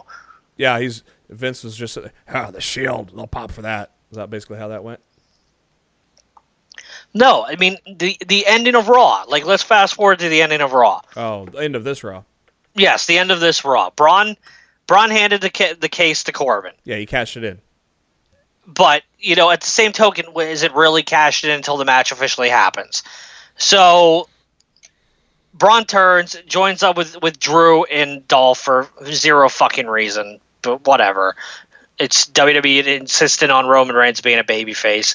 Whatever. Because they lay everybody out. Roman's out. Dean and Seth are neutralized. They could have solidified Corbin being the shithead GM heel by coming out with the briefcase, handing it back to Braun, and letting Braun cash in on Roman right then and there. Because Roman's been Drew and Dolph have already taken care of Seth and Dean, so they're out of the equation. Because how many times has Roman sucker punched Corbin over the past couple of months? Exactly. Corbin could have had the ultimate revenge on Roman, like he got on Balor earlier that night, had Braun cash in, take the title, and Roman could have won it back at Hell in a Cell in a few weeks. At least you would have had a successful cash in, and you would have had people talking for a few weeks. Yeah. Instead, you go the predictable yawn route, and yeah, I don't see Braun beating Roman. I really don't. Like, I feel all of the momentum and goodwill that Braun has amounted over the last year has been flushed down the toilet. Yeah, because I feel like he's going to go back to being just another guy after Hell in a Cell. Yeah, and it's really fucking disappointing. Just how dumb WWE can be at times. Yeah. Or just utterly non-creative. Well, yeah. Not creative at all. Speaking of non-creative, first match of the evening: Finn Balor, Baron Corbin. We've never seen that before. And you know what they really could have done that would have pissed a lot of people off, but I think it would have been great. What's that? Braun handed the briefcase to Corbin. Yep. Braun doesn't turn heel, but he gets laid out with Roman from Dolph and Drew. And Baron comes out and cashes in the briefcase and takes the title from Roman. When he handed Corbin the briefcase on Monday, I had a thought that was what he was. I tweeted it. I'm like, oh shit! Are they gonna let Corbin cash this in tonight? Yeah, because he's the one that lost it last year. Yep. And they could have done a triple. They could have done a triple threat in Hell in a Cell with a face Braun and a face Roman and a heel Baron Corbin. His Angle would have been back to fix it. And Angle would be back in time for the pay-per-view, assumingly. I mean, I don't know that for a fact, but I would assume he'd be back in time. And they could have Roman take the title back from Corbin, and they could have Braun beat Corbin, and that way, Roman didn't lose to Braun, and then Roman could chase Braun. There's so many different ways they could have gone with what they did on Raw Monday, but they took the bare creative minimum off of that show for this entire storyline, and it just really felt like there was an overall lack of any true creative effort that was done within all of those segments on Raw Monday night. It was just very disappointing. I want to watch your Monday Night Raw. Can you just recreate Monday Night? Can you just recreate Monday Night Raw on WWE 2K19 for me to watch? Look, if their universe mode is better this year, maybe I will. Do my own show. I've been wanting to do that for years. Because I had a lot of fun doing that in WWE 12 when Universe Mode first started. Yeah. And I just feel like Universe Mode has not been used to its greatest potential the last several years of 2K. I feel like 2K has hindered that mode more than they've helped it. But if somehow Universe Mode is majorly improved in 2K19, or hell, we get GM Mode back, I'd love to do my own series of just booking the shit on my own and doing a series like that. But the game's got to be fun for me. Yeah. And I won't do it just to do it because it's there and it's something to do. You don't want to do 8 finishers to get 5-star match? Well, no, I don't even care about the star. Don't get me started with that. There's a lot of YouTubers out there, and I'm not going to mention any names, but there's a lot of YouTubers out there that just make the content just because they're getting paid. Yeah. They're monetizing the video, they're making the money, they're not really enjoying it. The game's not that good, but they know it's attracting viewers, and they know people are watching, and they're making money off of it. I don't want to do anything on YouTube where I'm not loving what I'm doing. And that's why That's why I've never done a YouTube channel. People have asked me to do one for years, especially when 2K took over and the way they handle their business. Like, why don't you just create a YouTube channel? And the same reason every year. If the game's great that year when it comes out and I'm truly having fun with it, I will create a YouTube channel and I will do content for the game. But the game has to be like... It can't be pulling teeth. Yes, exactly. It has to be fun. Above all else, it has to be fun. And there has to be replay value. And I would love to get on there and do that. But the game has to improve first. I'm not going to get on and just do it to do it. And, I'm just doing this, to get views. I don't ever want to be that guy. When the product gets to the point where I'm thoroughly enjoying the game, I will do YouTube content. But we got to get to that point first, and let's face it, we're not there yet. And who knows if we ever will get there? But we'll see what happens. So, I'd say tell me if you didn't see this coming, but then everybody would be telling me. Baron Corbin hits Balor with a chair to cause the disqualification. Oh, but I'm the GM. I could restart the match as no disqualification, hit Balor with a chair, and hit the end of days, and we got the win. Again, there's more lazy booking, right, Matt? Extremely lazy. Pretty cool video package, even though, we agreed that this whole Triple H Undertaker thing is getting kind of blown out of proportion. It was kind of cool seeing the Hall of Famers talk about it, wasn't it, Matt? Well, they're doing everything they can to hype it up, and if they have to go to the old guard to get you excited about the match, they're going to do whatever they have to do in order to do so. So, yeah, it is what it is. To me, it was fine. Like I said, I'm not super interested in the match, so I don't really care. Yeah. But it is what it is. Well, maybe Shawn Michaels next week will help us turn that tide. They're further teasing Apollo and Dana splitting from Titus.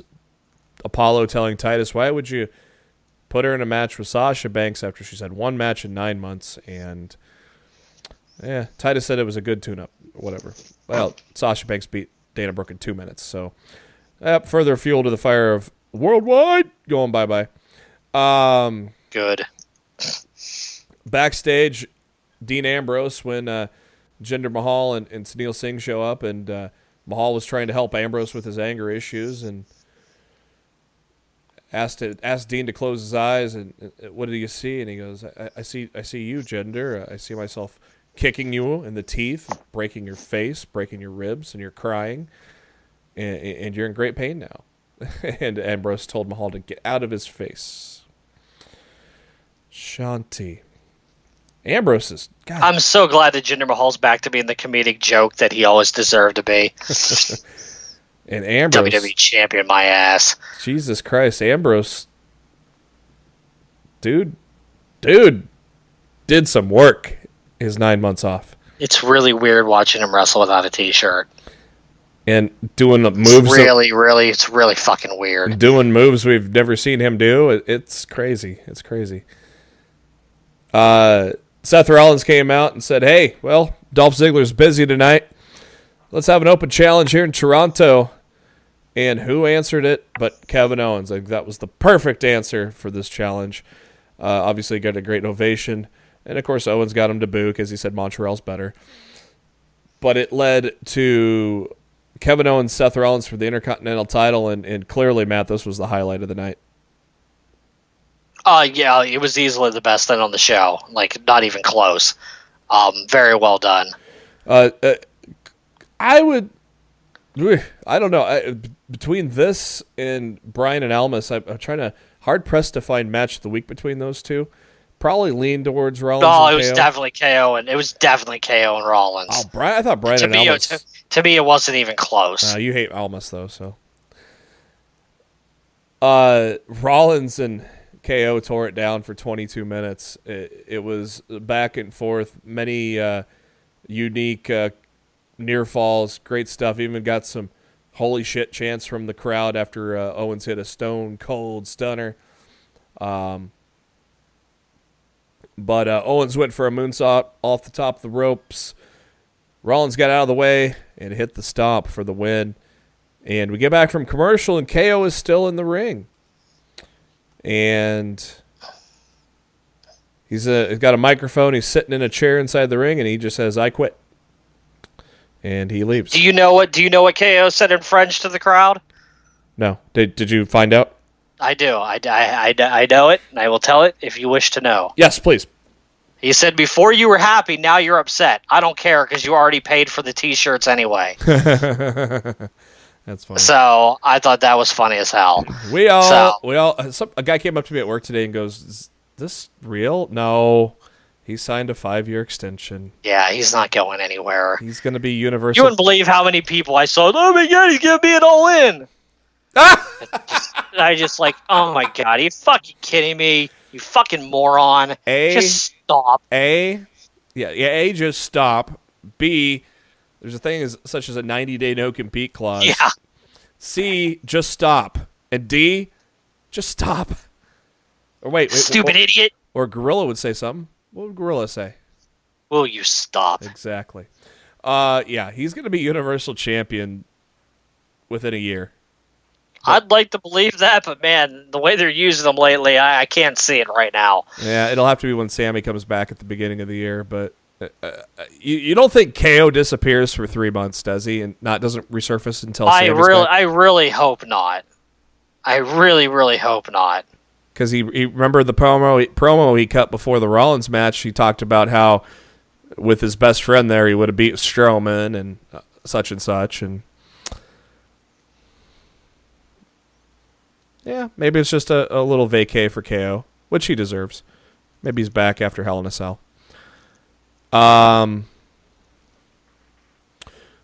and McIntyre interviewed by Renee Young. They talked about how they're a cohesive unit while Reigns and Strowman are not. They're two wounded animals held together by pride, and they're ready for the slaughter. God, I just love this pairing of Drew and Dolphin. So unexpected, and it's definitely reached my expectations, and definitely making me happy because it's making me think that Drew might become a top guy in the company finally. I think it definitely is leading to that because, I mean... I really hope so because I'm tired of feeling like Drew's pretty much Dolph Ziggler's sidekick at this point.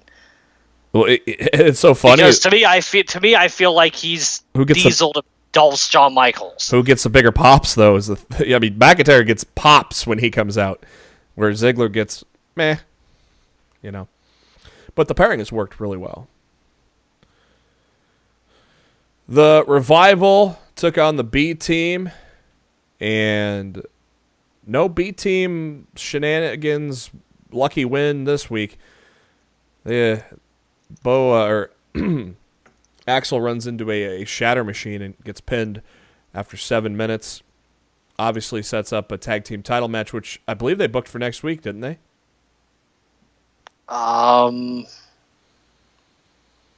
Maybe. I swear. I don't remember. I swear they said it's going to be next week. Maybe you might be right. I don't remember. Maybe once we go farther in the Raw recap, I'll see it. But the Revival grabbed the microphones and said the Raw tag team division's been a complete joke. Facts. Because of these morons. And Dawson mentioned the great teams like the Road Warriors, Tully and Arn. And Dash is sick of these morons hurting the legacy of those titles. Dawson said they proved that they could take these titles away anytime they want. Top guys out. And the Revival got new T-shirts too. I don't know. Maybe they're not new, but they're just wearing them again. The Top Guy shirts. I don't know if they've ever had Top Guy shirts. I'm pretty sure they've had them. I'm pretty sure they're. I have the same shirts they've always had. Well, they've always had the no flips. Maybe I'm wrong. They've always had the no flips, just fists. That's the one I've got. But Elias does what he does best and gets the crowd behind him till he says some shit about their city. They could so turn him face right now. Whenever they do it, it will be big for him because people are more than willing and ready to accept him as a face at this point. Well, with me being gone for the old birthday shenanigans and also was out of town on Monday, for something else. So I had been basically gone for 4 days and not in the loop. So I was completely surprised when I heard Trish Stratus's music, and it was a nice surprise. And I think that was a surprise for everybody, to be honest. Yeah, I mean, we all know it's her hometown, but I don't know if we expected her to show up. Yeah, with Evolution kind of coming around the corner, you kind of thought, well, maybe if you would have put, but I would have not expected it at this point either. And it was a great surprise, and I thought her and Elias worked really well together, and Elias got the taste slapped out of his mouth. So good segment there. That was fun. And I thought it was funny how Elias thought they should be in a swimsuit match. Oh, Vince was like, "That's a great idea." Oh wait, I can't do that anymore, can I? Yeah, Matt. Vince. That would be WWE De-Evolution if you brought that back. Ronda Rousey's music plays. Natalya makes her entrance as well. And Natalya is taking on Alicia Fox with Trish Stratus hanging out as well. Alexa Bliss made her entrance with Alicia Fox, and they said, "Well, we got somebody here too that can join us here." And lo and behold, there's the return of Mickie James, who'd been out with injury for about a month or two. And of course, Mickie James and Trish Stratus, we all know their history. So Alicia Fox and Natalya went about 3 minutes. Natalya slapping on the sharpshooter. Fox taps out. And, 3-minute match. That's what we used to get from them women. Seriously, wouldn't mind a little 6-woman tag with Natty, Trish, and Rousey against Bliss, Fox, and James, Matt. Or we're getting a 6-woman. We're getting a 6-woman tag. Is it a 6-woman tag next week or just a tag match with Nikki and Brie? I think it's just a tag. So just two-thirds of the rest. Yeah, I think it's just 2-on-2. But yeah, the Bellas are going to be back as they announced on in the backstage when they were congratulating Natalya, Ronda, and Trish.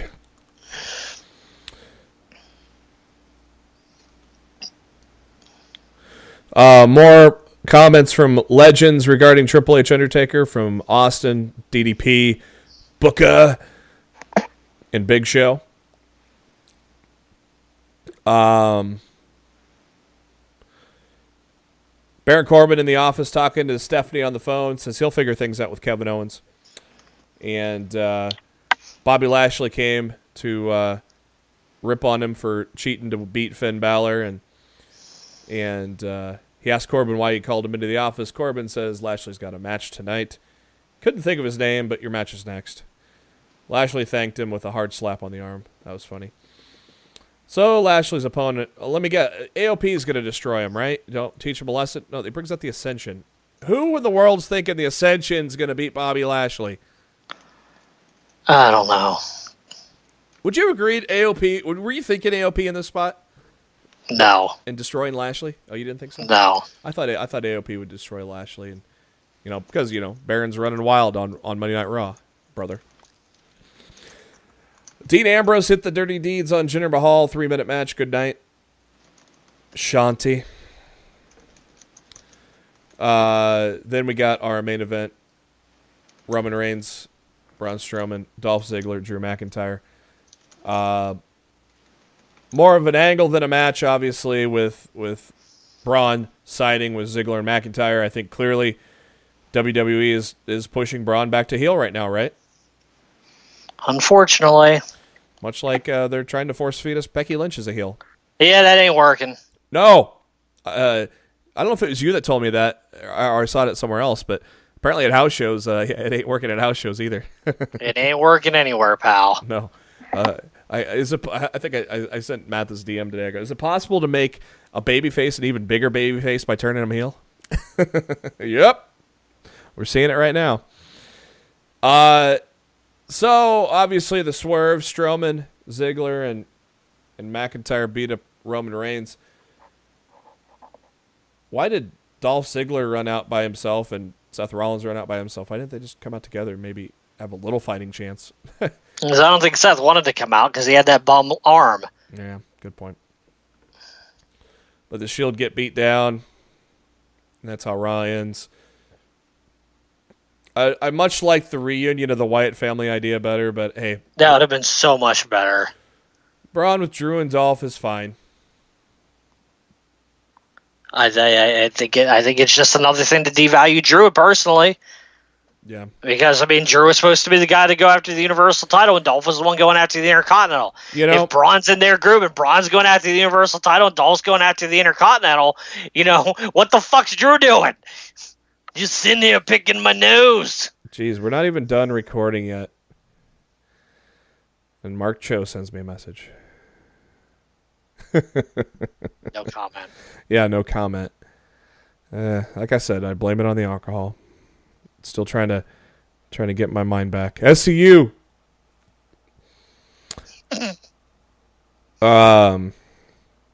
SmackDown Live also taking place in Toronto, Ontario, Canada. We kick it off with the New Day's five-time championship celebration. And, whoa, can you dig it? Sucka. Another surprise in Canada, Matt. Booker T coming out, but it wasn't Booker T. It was King Booker. I thought this was a lot of fun, this opening segment of SmackDown. What did you think? It was ridiculous. I thought it was a lot of fun, man. That was what it was supposed to be. But Booker T basically welcoming them to the 5-time club, and Booker does a spinneroonie, and then Xavier does a spinneroonie, and Kofi does a spinneroonie, and Big E tried. I thought it was a lot of fun. I actually think Big E could do a spinneroonie, but I think they wanted to make it funny. Yeah. But I actually think Big E is more than athletic enough that he could do that. Yeah, I have no doubt. I thought it was funny that Big E didn't get a cool nickname like Sir Kofi, or I can't remember what he called Xavier. Lord? Maybe Lord Xavier? Yeah, I don't remember. Poor Big E. He got the shaft. Where Raw is lacking, SmackDown is not in their tag team division. That's going to be proof, not just with this week, but next week. We're going to have a pair. We have a pair of triple threat matches. The winner of each of those triple threat matches will face each other, with the winner taking on the New Day at Hell in a Cell. The first set of triple threat matches is this week, and then we'll get the next ones next week. The Bar took on the Good Brothers, and hey, the return of the Colognes. Welcome back to the fold, Primo and Epico. I thought they were coming along nicely with their new gimmick, and a lot better than past gimmicks. So I still don't think they're going to get in line for a big push at all, but hey, they help strengthen an already good tag team division, in my opinion. Probably no surprise here that the Bar won, Matt. We obviously both probably would have rather seen the Good Brothers win, but well, I'm never going to get to see the Bar versus the Bludgeon Brothers now. I mean, that's the damn match I wanted, but you heard a time frame on Eric, I can't stay healthy. Rowan's injured again, so you ever heard a time frame on that? I have not. I haven't even heard it like a 100% diagnosis from the trip down to Alabama yet. So yeah, I'm not really sure what the future holds for him right now. But look, it sucks for Harper, because no matter how much we want it, the dude's never going to get a legit singles push. Oh, no. I'll tell you what though, it was a decent match. It made all teams look good here, which is, like I said, the tag division is phenomenal, and having the Colognes back just makes it even better. The tag division on SmackDown is so much better than Raw. But I mean, hell, everything on SmackDown's better than Raw, so I guess it shouldn't be that much of a surprise. I mean, I think we could even get a good feud out of the Colognes and the Usos down the line.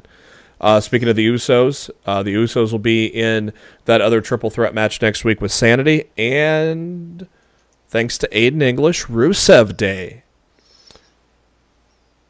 Because of all this happiness, is Rusev Day going to win, or is Aiden English going to fuck it up? You tell me, pal.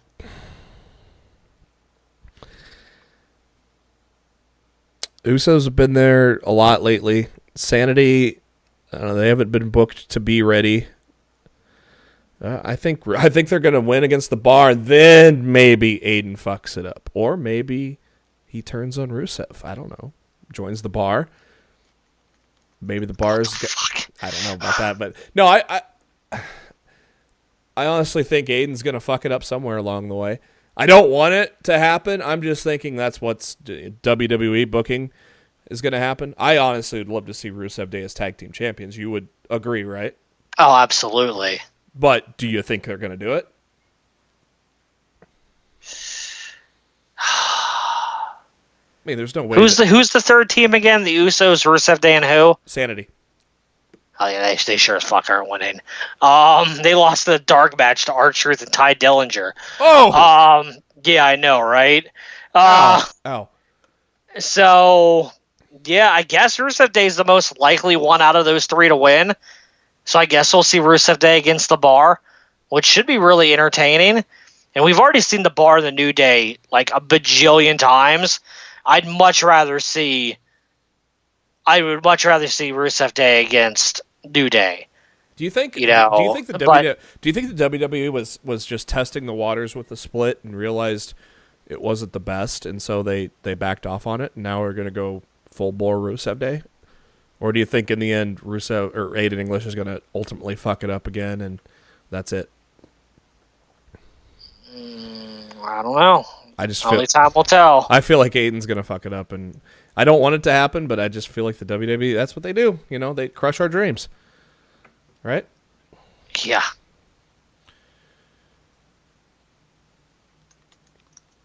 They showed us the video package of Becky Lynch turning heel, which actually made her a bigger babyface. Nice job, WWE. They showed Jeff Hardy on the screen with RKO painted on his face. That means he's next. He comes out after the commercial break and talks about Orton's obsession to erase him and render him obsolete, so to speak. Jeff says that he feels a lot more alive now after what he did to Randy Orton last week, and said, come out here so we can finish what Orton started. Orton comes up and says that he's not finished working on Jeff yet, and that his career is going to end, and he's going to leave Jeff a pile of broken bones in the ring, which could literally happen inside Hell in a Cell.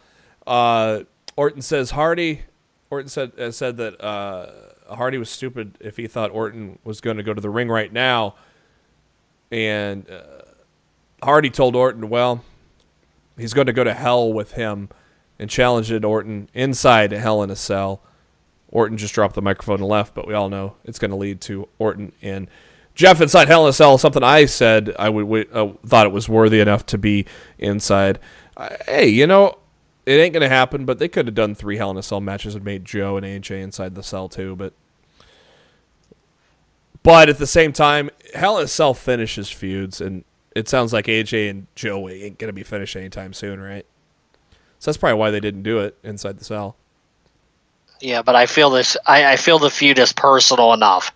It is. Look, WWE has started feuds in Hell in a Cell before, so. Like I don't buy, into the fact that they couldn't have, had this match in Hell in a Cell. Can it still get to the point, or you think it's set in stone that it's not?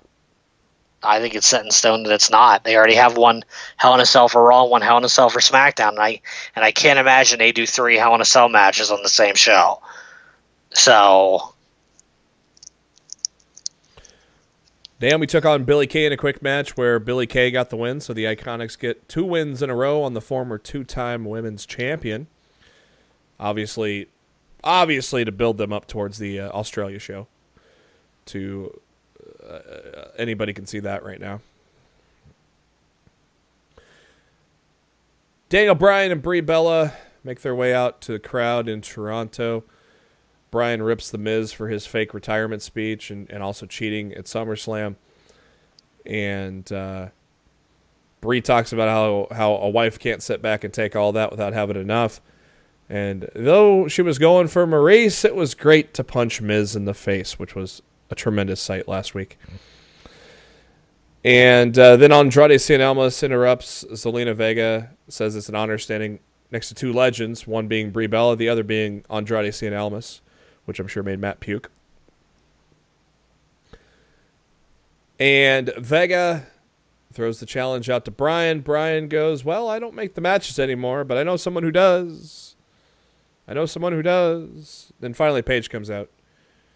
And she was out of breath because she was running all the way across the arena in heels to come out and make this match official, which is Bryan and Almas. Great match. Great 10-minute match between these two guys, which ends in disqualification when a Miz attacked Bryan from behind. And after the match, Miz tossed Bryan to Almas, who hit the hammerlock DDT. Then Miz also hit the skull-crushing finale. And his own version of the S-Lock on Bryan to make him watch while Maurice hit her snap DDT. And Miz and Maurice celebrate as the crowd boos. Good fuel to the fire of a great feud, Matt. You agree? Oh yeah, it had to be done. They had to get their heat back from last week. They can't just Bryan and Brie just can't be getting over there on them every week going into the pay-per-view, or then it doesn't really matter. Do you have any insight if Maurice is going to come back a little more full time as a wrestler? I mean, there's a rumor that they're going to be doing her against Brie at Evolution in a one-on-one match. So, because we didn't get to see. I've been told she'll be a regular on TV going forward. Like she's back on the programming with Miz. But I don't know if she's going to be a regular in the ring. I hope she is. Because only time will tell. We didn't really see much of her at WrestleMania. Well, that's because Nikki wasn't even allowed to work that match. Yeah, good point. So I mean, really, they did minimal of what they were able to do due to Nikki's injury, and really Cena and Miz did the boatload of that work in that match. But that was more about Nikki's injury than not getting to see more out of Maurice. Your champion AJ Styles is next. He comes out to the ring and says Joe's good at those mind games, but the only thing that he proved is he's not man enough to take the title from him. And Styles says he's going to put a stop to these mind games right now because he makes the rules in the house that he builds. Doesn't have to wait till Hell in a Cell. Let's get it done now. But Joe shows on the video screen. He goes, maybe I'm not done playing games. And he calls Wendy and talks about how he might be at the back-to-school barbecue next Tuesday. Styles runs to the back to get him a piece of Joe, but Joe was nowhere to be found, and some poor guy about got decked by AJ in the process. Yeah, he had it coming. He did. Don't jump a man looking for somebody backstage. They'll automatically think it's the guy they're trying to beat up. So, at the end of the night, Charlotte Flair versus Carmella. Match went about 13 minutes. Match went as expected with Charlotte Flair getting the win on the figure eight. I thought Carmella looked decent here. I definitely think it was her best match with Charlotte. I mean, that's not saying much, but take some time off. Take some time off now that you're out of the title picture. Take some time off, get better in the ring, come back. Like I said on Twitter last night, shrieking doesn't make you a better wrestler, Carmella. At the end of the match, Becky Lynch attacks from behind as the crowd goes wild. Lynch gets a microphone and says, "Come Hell in a Cell, I'm taking back my title, you bitch." You don't see women go to that bitch card too often, but Becky Lynch did, and the crowd loved it. Love, love, love. What a great babyface turn to a babyface. They're trying, though. Look, you've already forced a Braun heel turn on us. Just give the fans what they want on SmackDown and let Becky be if you're not going to let her be the face and Charlotte be the heel, at least let them both be tweeners and just let the audience decide, who they want to cheer for. Yeah, and give us you could still give us the Stone Cold Becky Lynch, that we're loving right now. What? Little show happening at the Sears Center this Saturday, September 1st, isn't there, Matt? Little all-in show. What are you talking about? Yeah. I don't know. I don't know what you're talking about. Some show that Meltzer said wouldn't even fill 10,000 seats. So that dope. Oh wait, it did in like 30 minutes.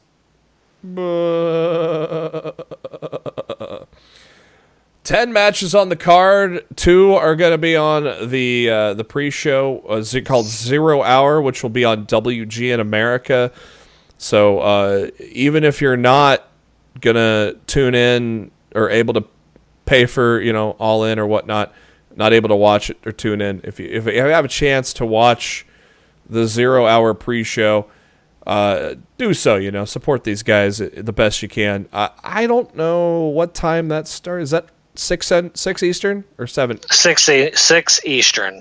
Okay, 0 Hour. So it's 6 to 7 Eastern, and then the show starts at 7. I'm assuming it's a 4-hour show.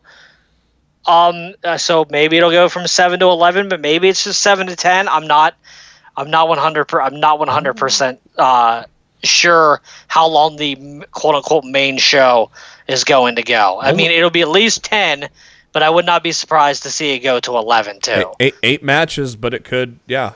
We just talked about how Pac could get added. God, imagine if it was Pac and Punk. Well, I know it's not going to happen, but just imagine, just for a second. Like I've told everybody else who's coming to me this week asking me about Punk. As long as Colt Cabana is in that building, you're not going to see CM Punk. I know. I was just fantasy booking and saying, just imagine Pac and Punk, how great that would be. But it's not going to happen. All right. Kickoff show, 0 Hour, 2 matches. First one, Briscoe Brothers against SoCal Uncensored. Oh, I got to go SCU all day here, man. I mean, you've been watching them train. You've been watching them work. You've been watching them run up them stairs in Philadelphia, Matt. SCU! Is this for the tag team titles? It does not say so. If it's not for the tag team titles, it makes all the sense in the world for SCU to win. Because they're supposed to be facing the Briscoes for the titles of Death Before Dishonor. Gives them the reason to face them. Yeah, so losing now would just kind of be like kind of silly. So I hope they win. Come on, say it. SCU! What? You picking SCU? Yes, I just said I'm picking SCU. Okay. You jobber. Over budget battle royale, 15-man or woman. It says 15 person, so there could be some women jumping in there too. You never know. It's gonna Jordan Grace, I think her name is in that. So yeah, there's definitely a woman in there. She was one of the initially announced people. Winner's going to be getting a title shot for the Ring of Honor World Championship. Flip Gordon in a mask. Pac. I mean, this is hard to even predict, but what would you like to see? Let's just give you that. I think it'll be one of Chico's relatives, and it'll turn out to be Flip Gordon in a mask. And though I would have to say a good majority of the people there watch Being the Elite, probably. So when Flip reveals it's him, they're going to go nuts, aren't they? Oh, no, absolutely. Four-way women's match, Britt Baker, Chelsea Green, Tessa Blanchard. Hey, look, Madison Rain's going to be in another promotion, the All-In promotion. Who do you see wins this one? I'm going to say Chelsea in this one.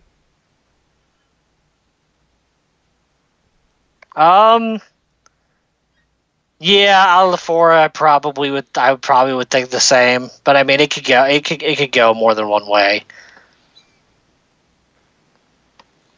Christopher Daniels against Stephen Amell. Amell wins. Agreed. Rey Mysterio, Phoenix, and Bandito. They take on the Golden Elite. Do Matt and Nick Jackson lose at their own show? They sure as fuck shouldn't. Not against their opponents. You got one guy WWE bound, one guy I don't even know. And who's the other guy again? Rey Phoenix. Rey Phoenix, yeah. No, there's no reason for that team to go over. It's a makeshift team against an established group. There's no reason the Golden Elite should lose that match. This one's going to be fun. Chicago Street Fight. Joey Janela against Hangman Page. I guess the big question is, does famous dick wrestler Joey Ryan return to help Joey Janela defeat Hangman Page? That's what I think is going to happen. That's going to be another huge pop. Or Adam Page wins and Joey Ryan comes out afterwards. But now that it's a street fight, Ryan can get involved in the match itself. So yeah, I foresee that. I foresee the Joeys teaming up to take down Adam Page. This one's going to be fun. Kenny Omega versus Pentagon Jr. I don't foresee Kenny Omega losing this match, but no. I'm going to have a lot of fun watching it. That's for damn sure. Jay Lethal against the over-budget Battle Royal winner, or maybe Lethal retains against whoever he faces. It doesn't matter. Or maybe Black Machismo. Yeah, I definitely think it's going to be Black Machismo. I'm going Marty Scurll defeating Kazuchika Okada. I'm going Marty Scurll. I'm going for it. I hope you're right. I'm going with Okada, but I want Marty to win. I just have feeling. I have some feelings that Okada is giving some people the rub. He's already done it to Jay White at the G1. So and Marty's a lot better than Jay White. And so I think Marty wins. Yeah, you know what? I'm going to say Okada, honestly, because I want them to prove me wrong. Okay. I will not mind for 1 second being wrong about that match. And the main event, it's for the end. Technically. It's for the 10 pounds of gold. They're saying the 6-man tag's closing the show. Oh, are they? Okay. That's what they said. Well, this is for the 10 pounds of gold, the NWA World Heavyweight Championship. Nick Aldis, Cody Rhodes. It's got to be a title change. I feel Cody Rhodes is going to be the NWA World Heavyweight Championship, and we're going to really see some interesting things with that title now. I'm hoping. Maybe that's my hope, and you're picking the other way, and I'm going to be saying prove me wrong. But what are you predicting? To me, for the fact that this match isn't going on last, says all I need to know about the result. I think Cody will win by count out of disqualification. I do not see a title change. I think, because I remember Aldis saying something within the last month or something along the lines, you have to beat me, I don't have to beat you. So he'll take the bitch way out. And I think he'll take the bitch way out. And I think Cody will win, but it'll be by count out or DQ. And I don't think we're not going to get a title change, which really fucking sucks. Or maybe all of a sudden, I want Cody to win the title, but I think Cody wins by DQ or count out. Or maybe all of a sudden Billy Corgan comes out on the ramp and says, "Yeah, Nick, he ain't doing that. He can't. He's got prior commitments. He can't be. Yeah, unfortunately, he's actually pretty upset about it. He really wants to be there, but he can't. Yeah. So they're kind of in the area right now. I know they played KC the other night. I think they're coming to Omaha too. So, and hey, Fozzie's coming to Omaha next week. I'm going to go see Chris Jericho next Thursday. So damn well better. Yeah, $18, dude.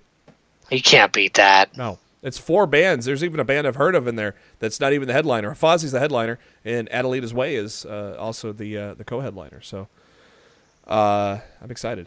I've never seen Fozzie, so. Oh, that's going to do it for Lost in the Midcard. All in. There you go.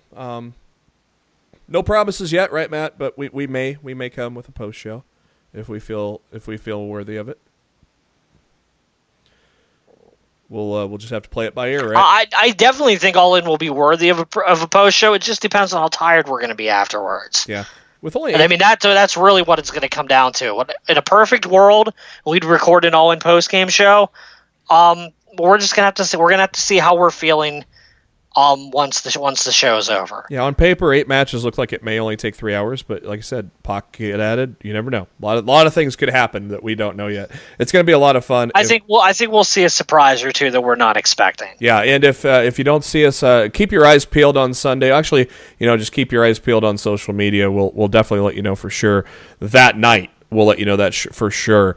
If we're going to record or not. Otherwise, we'll talk about it on next Thursday's show. But if not, we'll go in depth on the results the following week. We'll open the show with All In because it's going to be more important than anything else WWE probably does next week. Yeah, I can almost guarantee you, Matt, that we're not going in depth on Raw. So